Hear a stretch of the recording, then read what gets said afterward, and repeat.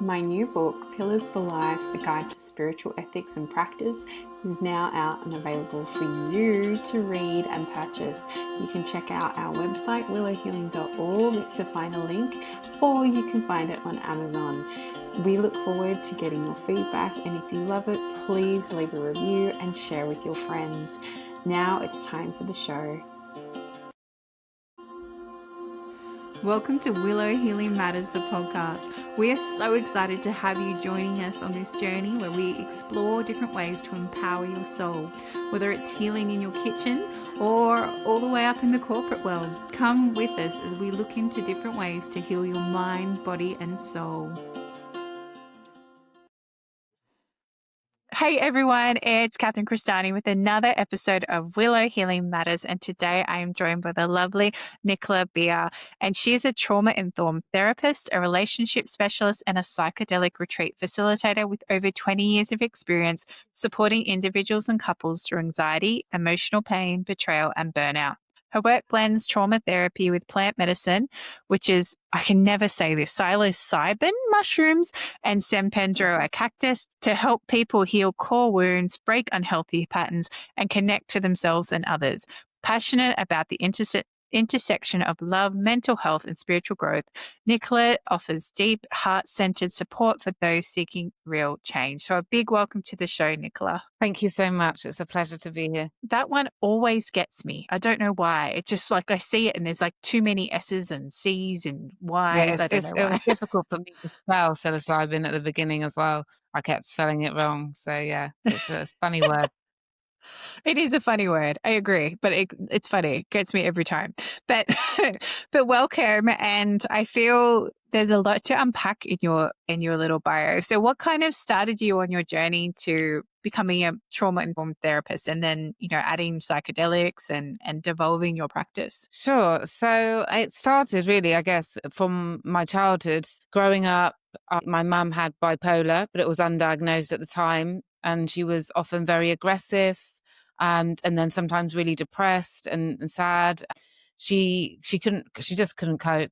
She had, there's four, I'm one of five children, and four of us were really close together. So there was like one was 2 years old, one was 4, one was 6, one was 8. So she was constantly stressed, constantly angry, would sometimes hit me, shout at me. And so I had a really low self-esteem as a consequence. When I was in my teens, I then went on to develop eating disorders. And the area that it really affected the most for me was my relationships. I found it really hard to trust people. Even in my friendships, I had good friendships, but I had to be invited to things. I didn't feel like I was scared to be a burden. And I think that was one of the biggest fears that I carried in life is I didn't ever want to be in someone's way. Because as a child, I really felt like, God, I'm really making my mum mad. I'm making her angry. I'm in her way. And so I was naturally drawn to helping people with relationships because that was an area that I really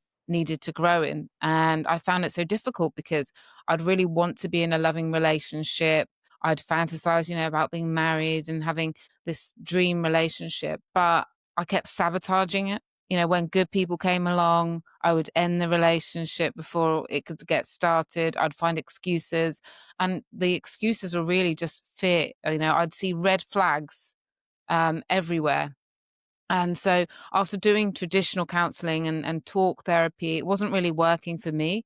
And so then I started to do somatic trauma-informed therapy work. And then that really helped me to see that all of my kind of dating patterns, relationship patterns, cycles, even the way that I talk to myself, manage my life, were a result of my childhood trauma. And so working through that and releasing that trauma from the body was what really started to help me and really made a huge difference. So Yeah, and that's a powerful story. And I think it really highlights to people how your childhood can shape so much of who you become as an adult, as much as you try to not let it do that. And, and even what you were saying, you were seeking those relationships, but then you knew what you wanted, but you were also, when you got it, you didn't know what to do with it because it's all the trauma that comes up and just starts to trigger you again, right? So I really love that aspect of your journey and how, well, the love, the unconditional love, because that's why you are who you are today. And that's why you get to share what you're sharing with the world. Yeah, and so the trauma therapy really helped. I healed my eating disorders and things like that. But then still found that when I got into a serious relationship with a person that I really liked, and they really liked me, and I thought, wow, this is it. I still started again to have some negative thoughts and doubts. Do they really love me? And to my friends, to my family, it was obvious. They're like, oh, he adores you. He worships you. He's there for you. He's just this, but there'll still be these anxieties about, am I sure? Am I sure? Am I sure? And just fear of being trapped, fear of being kind of duped. And so that's when I decided, okay, let me try something even deeper with trauma therapy, because I really find it helpful to go into the body to release past events. But I wanted to do it with plant medicine, and so um, I went off and I did a psilocybin mushroom retreat, and wow, it was just so fascinating how everything kind of fed together, and that the reason that I wasn't believing that he loved me was because I just couldn't believe that someone could love me. Deep down, I still had this core wound of, can someone really love me? Am I really lovable? And of course, if I'm having a conversation with someone, I say, of course, I'm confident. I'm doing well in my career. I'm this. I'm that. It was really hard to see how deep that was and how unaware that was still there in the surface. So the mushrooms really helped me to just see all of that and to see how I was loved by him. It was strange. I did 2 days with a therapist. So on the second journey, it was like I had a movie of my whole relationship, and it was showing me, see, these are all the times that he really loves you. See, these are, and it was just so amazing. And obviously it's my mind, letting go of all the fears, the neuroplasticity, because that's how mushrooms really work. They work on the mind, they work on the person in 3 ways. The first way that they work is they quiet the default mode network. And that's our part of our brain that is constantly remunerating. So constantly your obsessive thoughts, the repetitive thoughts, the things that you think on a daily basis. So it quiets that. It quiets anxiety. It quiets any doubts. And then because it quiets that, you're then able to access buried memories. You're able to access deep insights. You're able to see the truth.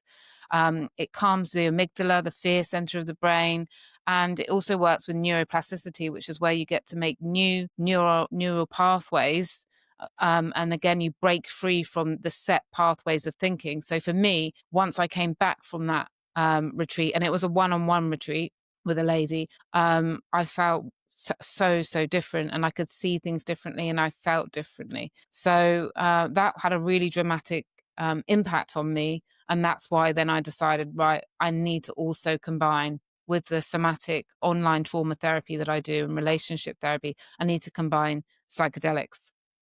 And Yeah. because I work a lot with couples, um, I wanted to explore what would be the best medicine. And one of them was mushrooms. And then the other one I chose was San Pedro, which is a cactus. Which is amazing.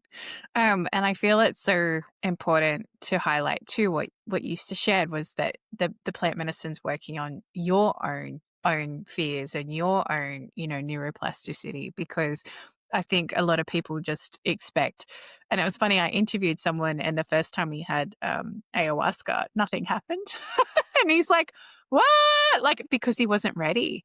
And that's the beauty of plant medicine. It has that synergy and works with you because it's the energy of the plant mixing with your energy and allowing to show, like you said, your deepest fears and everything that was happening and showing you that contrast. And what a beautiful journey of showing that you are loved as well and being able to reflect that. And it's almost like the plants, I don't want to say it's like, I don't want to say this incorrectly, but it's almost like the plants help take down the blocks that your brain and your subconscious like to put in.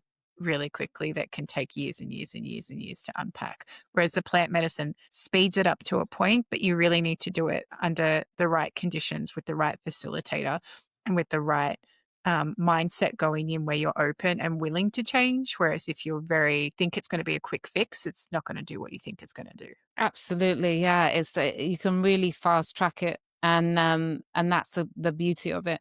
The only thing I would say though is you definitely need to have integration after. That's so important. You know, some people will Yes. go on a holiday or a retreat and they won't then integrate it. They have these powerful lessons and insights, and then they don't bring it into their daily life. How can I use this? What am I going to change? What am I going to say to speak? You know, set boundaries for some people. How am I going to live differently? You know, for me, it was about coming back, creating a ritual in the morning for myself. It was about, you know, seeing all the good that my partner does and really cementing that relationship. It was, you know, having compassion when I'm triggered, and you know there's a lot of different things that I did, and that's what I love to help people with. When people come on our retreats, I give sort of 8 weeks integration support. So it's Mm. not just, okay, we've gone there, we've had a lovely experience and that's it. To make sure that you really can get the benefits. Yeah, I love that you bring that up too, because I just ran a retreat and everyone was like, I said, yeah, I'm going to do follow up with you the week or two afterwards. And then we're all going to end up in a group together, because you need that support. And, when you go on a retreat, especially when you're working in plant medicine, you're not in reality. The triggers come when you go back to reality, and it's how well are you going to integrate those lessons that came through. Because again, it comes down to your willingness to change and wanting to choose a different path for yourself, whether you want to do it or not. Yeah, absolutely. And I think also it's just so important to do the preparation work as well before. Really know what you want to get out of it. Really be clear, Mm. because the integration works if you've got that clear intention. If you know, like, I really will need to heal this. So that was one of the main things that I really wanted to heal. And then the other main thing that I really wanted to heal, which was really difficult for me to break and change, even with my trauma informed therapy background, and that was my addiction to work, my workaholism. So I knew, I knew for years, okay, that I work too much. I knew that, like, I feel good when I'm achieving. I feel good when I'm productive. I feel horrible if I'm late, what I would label lazy. Other people would say having a day off and relaxing, and that's normal, resting. And I really understood my patterns. I went to traditional talk therapy and I was like, "Oh, I really understand, like, why this is, it comes from, again, from my childhood, wanting to be seen, needing to achieve, feeling good when I'm achieving, distracting myself from uncomfortable emotions." And it was my security, because the reason that my mum was so stressed with us children is because my dad was in and out of jobs. We sometimes we didn't Mm. have enough even eating, and it was really difficult, and it was everything was blamed on the finances. So right from a really young age, I was so scared of not having money, so scared. So I thought the more I worked, the more I felt safe, and this was what I could rely on, this work. And then so it's a lot. I knew I understood the patterns, but I couldn't shift it. And I would say, right, I am going to next week have 2 days off. And it would never happen. I would always find some excuse, some reason, I've got to do this or that. Or I'd take the day off and I'd be like, oh, I don't feel good. I felt restless. And so I did some trauma work on it. And again, that helped a little bit. But it wasn't until I then went and did my San Pedro training. So San Pedro is a cactus which you can get from Peru or in Ecuador, and it's a lovely, gentle, loved feeling medicine. So you love yourself, you love nature, you feel oneness with everything.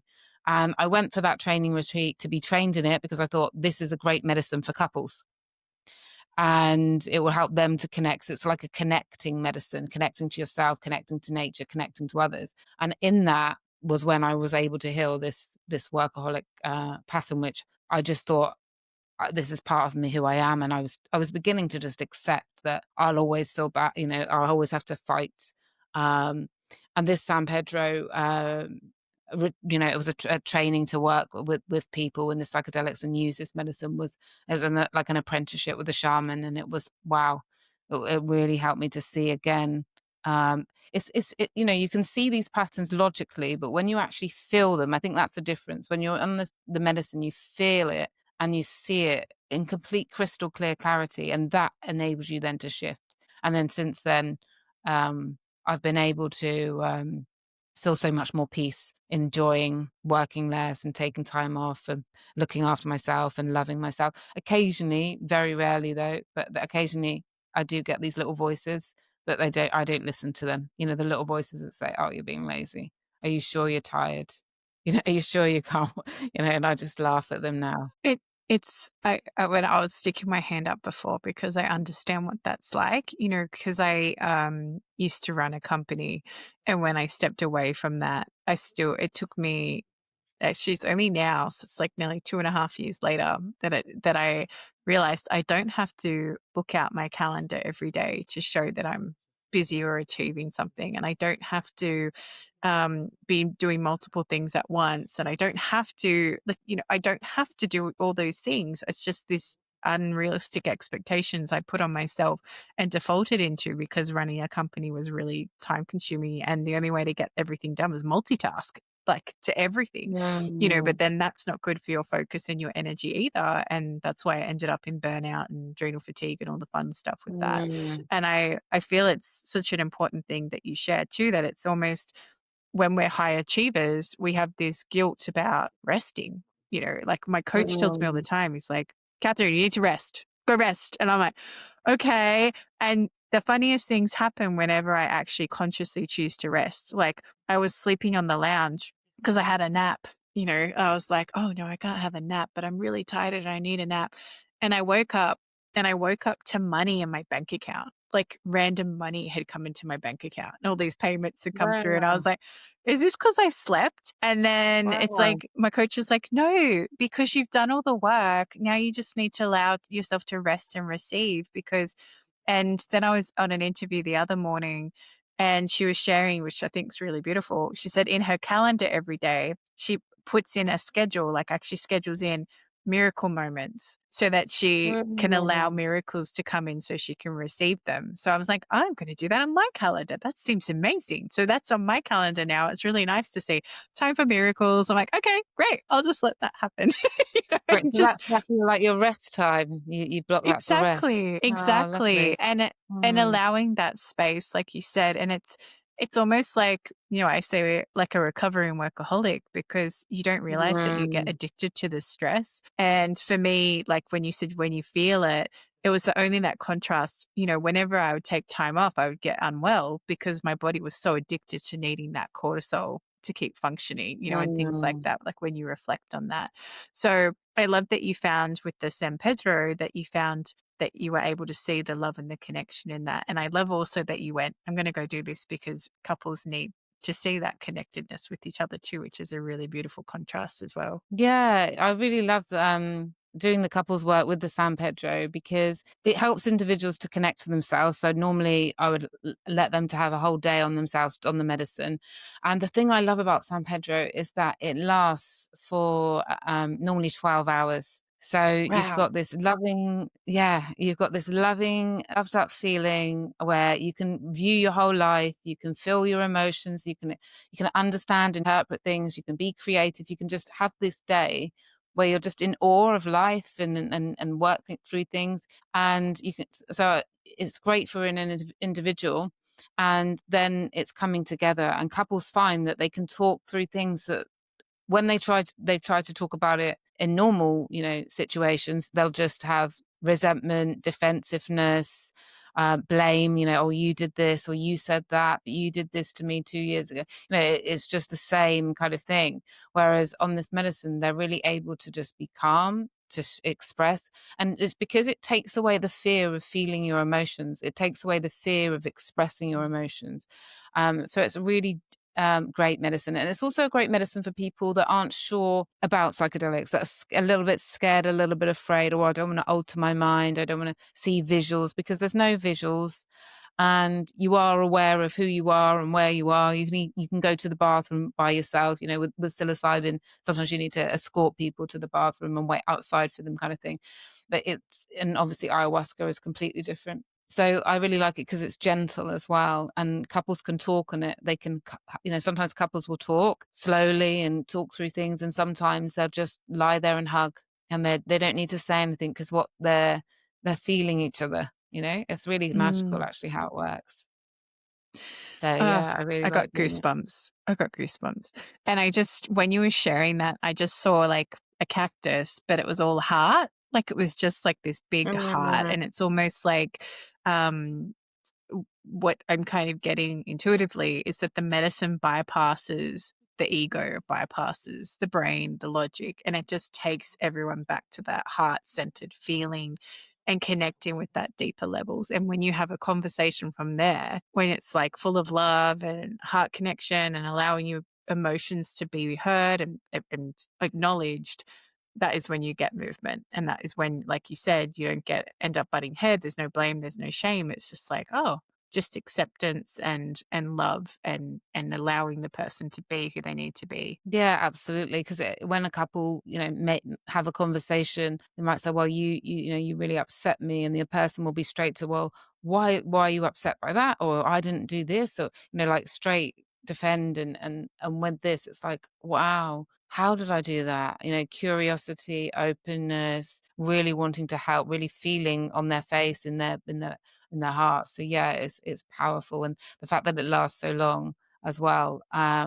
It's a great healing medicine, and it's amazing that these medicines are there. They're not manufactured. They're there.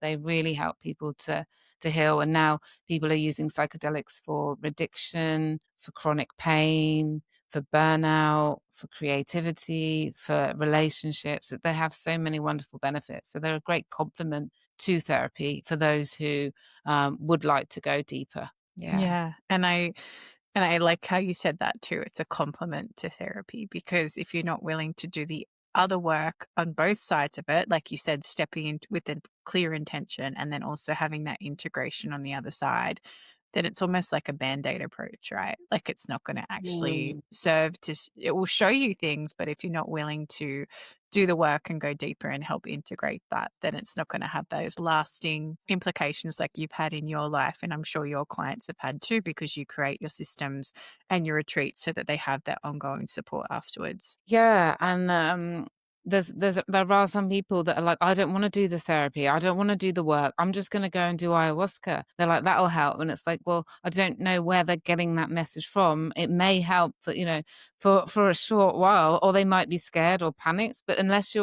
you know, unless you're willing to do the work, which means look at your patterns, look at your beliefs, look at where it comes from, create structures for yourself to make helpful changes after change your boundaries, whatever it is. Nothing's really going to change. So Yeah, yeah, and some people, agree. they have experiences which they don't understand at all, and that you really need to support. If you're in that kind of situation, working with a coach, even if you didn't go to their retreat, to try and unpick it, because it works in symbols. It's just like our dreams. If we believed all of our dreams, I mean, gosh, I'd be scared stiff. There were some of my dreams, and other dreams I'd be like, what? So sometimes it's really important to get that help, especially if you're confused. Exactly. And, sometimes my coach said to me, a mirror can't see herself, and sometimes it's really Mm. nice to have someone outside to get that other perspective to help you weave it all together and pull it all together. It's great when you can have those insights yourself, but sometimes it's nice to also have someone supporting you and challenging you to keep moving you through that rather than getting stuck on, like you said, some sort of symbolism or getting stuck on one aspect of it where it might be that's just one aspect and you need the bigger picture to step back from. Yeah, and I think even with not regular therapy as well. I go and get support because I can't see things in my relationship. I'm in it, so it's so hard to see things objectively. And when you're working through something individually, it's lovely to have that empathetic witness and someone to validate you, and it really is powerful. And that's why I think it's quite scary that people are going to AI now for relationships, all their relationship support, all their conversations, and having sort of even romantic connections with on the AI side, because that human connection and human support is so powerful in healing, because a lot of our hurt, a lot of our pain comes from our first relationships. If you would like to get in touch with Nicola and connect with her, you can go check out her website, which is many websites. But the first one is nicolabeer.com. There's also, if you want to work at her, check out her Relationship Revival podcast. It's podcast.nicolabeer.com. And then she also has plantmedicinepower.com as well. Otherwise, you can check out her social media, which is you can find her on LinkedIn, as well as Instagram, Facebook, and Instagram and Facebook is Nicola Beer Official, and LinkedIn is Nicola Beer. And I'll make sure to put all those details in the show notes. Now, if Nicola could heal or change something in the world, it would that more people could feel their shared humanity and the deep interconnectedness of all life. When we truly see ourselves in one another, then kindness becomes a way of life rather than just an exception or an act. So thank you so much to Nicola for being part of this episode, and I look forward to the next one where we'll see you all again soon. Thank you for listening to Willow Healing Matters, the podcast. We have so much love and gratitude that you have taken the time out of your day to empower you on your healing journey. The views shared by the person being interviewed might not necessarily reflect that of the host and should be used at your own discernment. Trust what resonates for you and follow your heart and soul guidance. If you have any underlying medical conditions or mental health issues, please consult with your healthcare provider before pursuing any of the recommendations. Likewise, you can always contact the person being interviewed to find out more information. This can be found in the show notes. Remember to activate, align, heal, empower, and find love in everything that you do.